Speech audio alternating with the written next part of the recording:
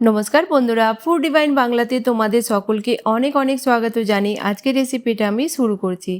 আজকে আমি তোমাদের সাথে খুবই টেস্টি একটা ডিমের রেসিপি শেয়ার করব। এভাবে তোমরা একবার অবশ্যই বাড়িতে বানিয়ে দেখো, আশা করছি ভালো লাগবে। তো আজকের রেসিপির জন্য আমি এখানে নিয়েছি 4টে সিদ্ধ ডিম। ডিমগুলোকে আমি 2 টুকরো করে কেটে নিয়েছি, তারপর আমি ডিমের কুসুমগুলোকে আলাদা করে নিয়েছি।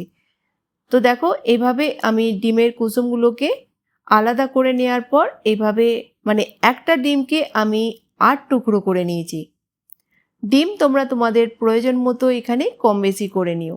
তো চলো শুরু করা যাক রেসিপি। প্রথমে প্যানেতে নিয়ে নেব 3 চামচ তেল। তেল যদি তোমাদের এখানে বেশি মনে হয় তোমরা কম করেও নিতে পারো। গ্যাসের ফ্লেমটা একদম লো করে দেব। দিয়ে দেব 2টো লবঙ্গ, 1 টুকরো দালচিনি, 2টো ছোটো ইলাইচি আর 1 চামচ গোটা জিরে। জিরে যখন আমাদের ভাজা হয়ে যাবে দিয়ে দেব 2টো মিডিয়াম সাইজের পেঁয়াজকে ছোট ছোট টুকরো করে কেটে। 3 থেকে 4 মিনিটের জন্য আমাদের পেঁয়াজগুলোকে ভেজে নিতে হবে, কালার চেঞ্জ হয়ে যাওয়া পর্যন্ত।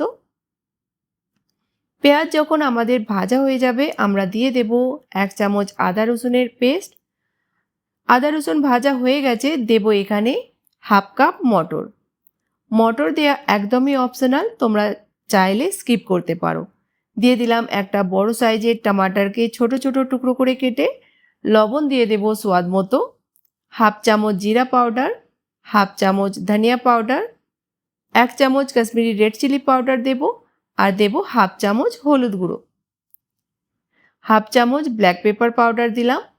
আর অল্প একটু জল দিয়ে ভালো করে 4 থেকে 5 মিনিটের জন্য এটাকে কষিয়ে নেব। যতক্ষণ না টমাটার পুরোপুরিভাবে সফট হচ্ছে ততক্ষণ আমাদের মটরটাও ভালো করে সফট হয়ে যাবে।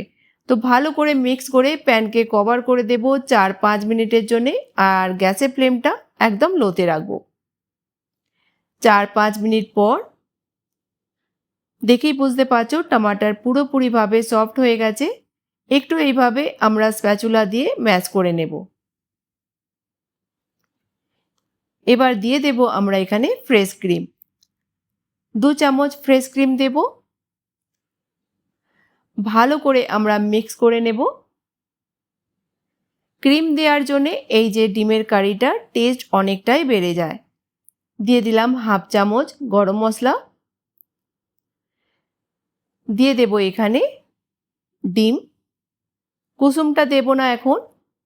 ভালো করে আমরা মিক্স করব, আর মিক্স করার পর গ্যাসের ফ্লেমটা লো করে দিয়ে ঢাকা দিয়ে দেব 3 থেকে 4 মিনিটের জন্যে। ততক্ষণে মটর আমাদের খুব ভালোভাবে সফট হয়ে যাবে। বীজখানে তোমরা একবার চেকও করে নিও। 3-4 মিনিট পর আমরা দিয়ে দেব এখানে ডিমের কুসুমগুলো। ধনেপাতা কুচি দেব। একবার মিক্স করব, আর গ্যাসের ফ্লেমটা লোতেই রেখে আমরা ঢাকা দিয়ে দেব শুধুমাত্র 2 মিনিটের জন্যে।